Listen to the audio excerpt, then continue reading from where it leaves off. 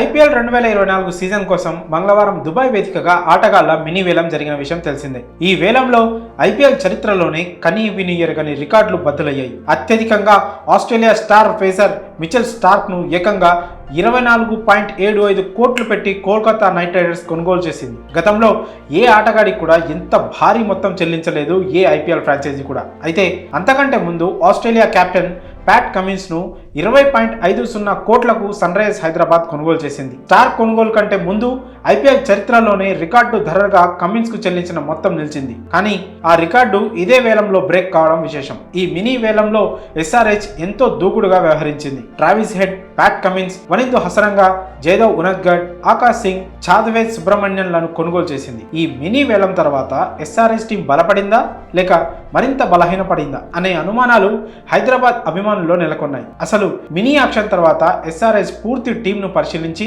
Team combination, playing 11 ఎలా ఉండబోతుందో చూసి ఎస్ఆర్హెచ్ బలపడిందా లేదా అనే విషయాలను ఇప్పుడు చూద్దాం. మంగళవారం మినీ వేలంలో కొనుగోలు చేసిన ఆటగాళ్లతో కలిపి అసలు మొత్తం టీం ఏంటో ఒకసారి చూద్దాం. Abdul Samad, Aiden Markram, Rahul Tripathi, Glenn Phillips, Heinrich Klaasen, Mayank Agarwal, Anmolpreet Singh, Upender Singh Yadav, Nitish Kumar Reddy, Shahbaz Ahmed, Abhishek Sharma, Marco Jansen, Washington Sundar, Sanvir Singh, Bhuvneshwar Kumar, T Natarajan, Mayank Markande, Umran Malik, Farooqi, Travis Head, Pat Cummins, Wanindu Hasaranga, Jaydev Unadkat, Akash Singh, చాద్వేద్ సుబ్రహ్మణ్యన్ ఇలా పేర్లు చూసుకుంటూ వెళ్తే పేపర్ పై సన్ రైజర్స్ ఎంతో అద్భుతంగా కనిపిస్తోంది. బరిలోకి దిగాల్సిన ఆటగాళ్లు కేవలం 11 మాత్రమే అనే విషయం అందరికీ తెలిసిందే. పైగా అందులోనూ చాలా రూల్స్ ఉన్నాయి. విదేశీ ఆటగాళ్లు 4కి మించి టీంలో ఉండకూడదు. ఈ రూల్ను బహుశా ఎస్ఆర్హెచ్ మర్చిపోయిందా అనే అనుమానం కూడా కలుగుతోంది. ఎందుకంటే ఇప్పటికే జట్టులో భారీగా విదేశీ ఆటగాళ్లు ఉన్న వేలంలో మళ్ళీ ఫారిన్ ప్లేయర్స్ పైన ఎక్కువగా ఫోకస్ పెట్టింది ఎస్ఆర్హెచ్. ప్యాట్ కమిన్స్ కు 20.50 కోట్ల భారీ ధర పెట్టింది. ట్రావిస్ హెడ్ మంచి పికప్ అనుకున్న వనిందు హస్రాకను తక్కువ ధరకే దక్కించుకుంది. అయితే ఎస్ఆర్హెచ్ లో ఉన్న విదేశీ ఆటగాళ్లను ఒకసారి చూస్తే captain Markram, Glenn Phillips, Klaasen, Marco Jansen, Farooqi, Travis Head, Pat Cummins, Wanindu Hasaranga ఇలా అందరూ స్టార్ ఆటగాళ్లే. వీరిని పక్కన పెడితే టీంలో పెద్దగా పసలేదనే చెప్పాలి.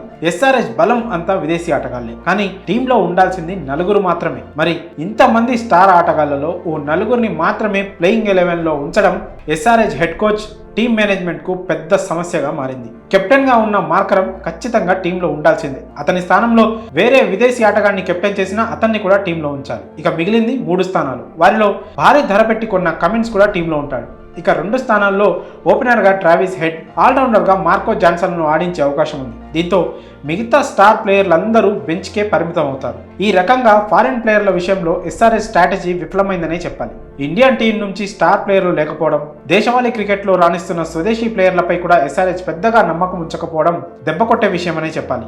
ఎస్ఆర్హెచ్ ప్లేయింగ్ 11 అంచనా వేస్తే ట్రావిస్ హెడ్, అభిషేక్ శర్మ ఓపెనర్గా రావచ్చు. 1 డౌన్లో రాహుల్ త్రిపాఠి, మిడిల్ ఆర్డర్లో మార్కరమ్, మయాంక్ అగర్వాల్, ఇక చివర్లో ఆల్రౌండర్ల రూపంలో Marco Jansen, Washington Sundar, Pat Cummins రావచ్చు. ఉమ్రాన్ మాలిక్ హార్ట్ హిట్టర్ గా టీంలో ఉండొచ్చు. ఇక చివర్లో భువనేశ్వర్ కుమార్, నటరాజన్ క్వాలిటీ పేసర్లుగా టీంలో ఉంటారు. ఎస్ఆర్హెచ్ ప్లేయింగ్ 11తో పాటు టీంలో ఇంతమంది ఫారిన్ ప్లేయర్లు ఉండడంపై మీ అభిప్రాయాన్ని కామెంట్స్ రూపంలో తెలియజేయండి.